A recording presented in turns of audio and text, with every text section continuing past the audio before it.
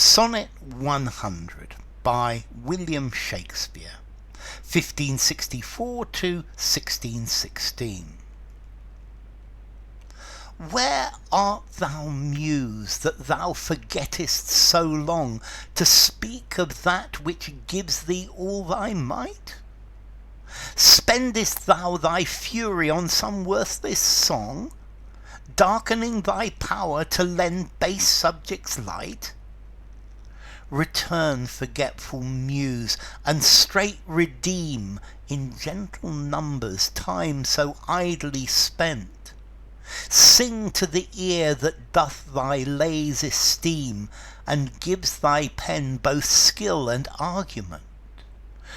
Rise, resty Muse, my love's sweet face survey, if time have any wrinkle graven there, if any be a satire to decay, and make time's spoils despised everywhere. Give my love fame faster than time wastes life, so thou preventest his scythe and crooked knife.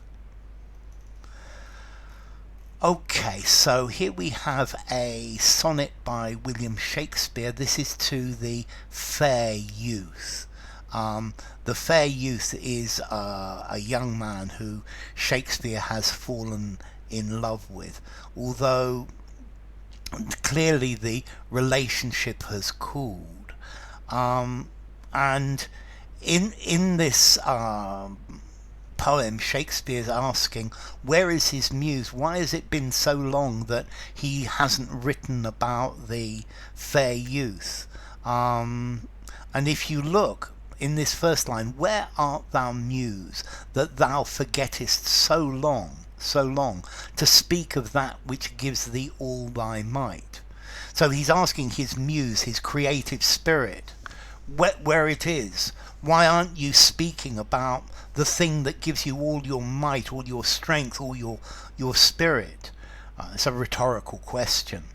And he says, where is it? It's been such a long time since I've written about the fair youth. And if you actually look in the previous two sonnets, in 98 it was autumn. In 99 it was suddenly spring. So clearly a long time has passed, and since he wrote the previous sonnets, or since he wrote at least 98, and he's decided to write about the fair youth again. And this is about his muse. He's telling his muse to come on, get it together, write some poetry about the fair youth. We need to immortalize him, because time moves on, and time waits for nobody. Spendest thou thy fury on some worthless song? So are you spending he's asking the muse, are you spending all your power on some worthless poem, on some worthless description of something worthless? Because everything compared to the fair youth is worthless. Darkening thy power to lend base subjects light. Are you using your wonderful powers to shine them upon the upon things that are less important, than the youth? And this may be referring to the fact that Shakespeare's been writing a play or something like that.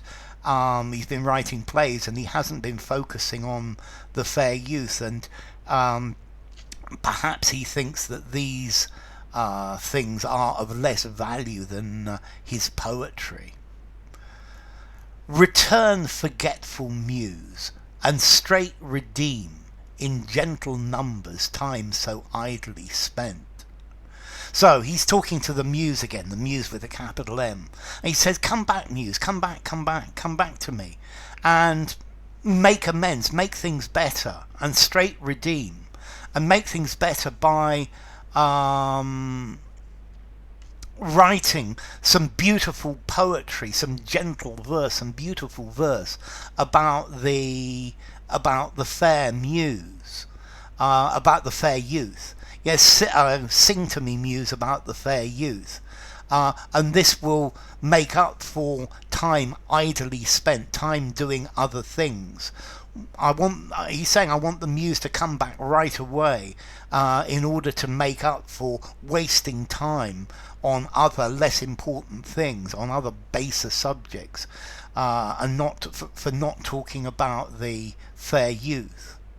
Sing to the ear that doth thy lays esteem, and gives thy pen both skill and argument. So he's still talking to the muse, and he says, sing to my ear, yeah, thy songs, your lays. Help muse make poetry about the fair youth, because this is something that I love to hear. I am inspired by this beloved fair youth, and I want to write beautiful verses about him, and sing to my ear that appreciates these poems. And I am the person who gives thy pen, the pen of the muse, skill and argument. So the muse gives him inspiration, but Shakespeare gives his pen, gives the muse's pen the skill and the argument, the things to write about, and the way to write about it beautifully. So he's actually saying that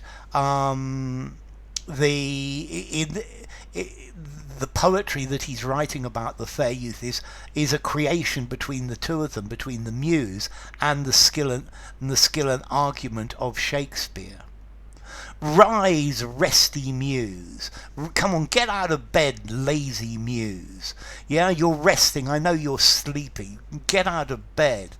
My love's sweet face survey.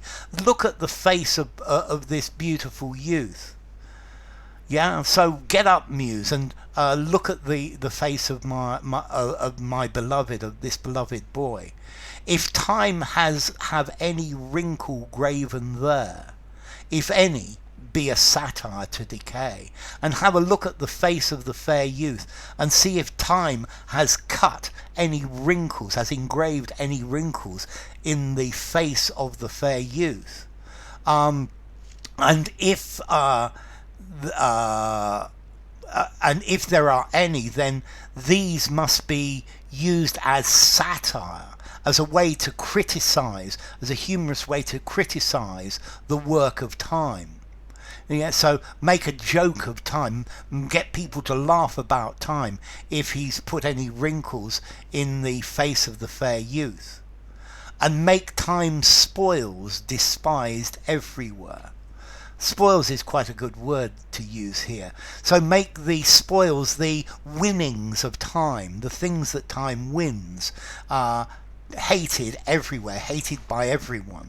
So come on, muse, let's have a look at the fair youth's face, and if time has managed to make any wrinkles in his face, then let's ridicule time for it, and make everybody hate time for spoiling, for ruining the fair, or making less beautiful the fair youth's face. So spoil is used in two different ways. Give my love fame faster than time wastes life.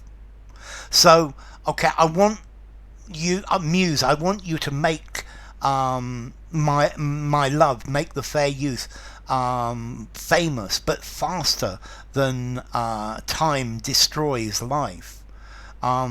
Because time, the muse and Shakespeare between them are going to immortalize the youth.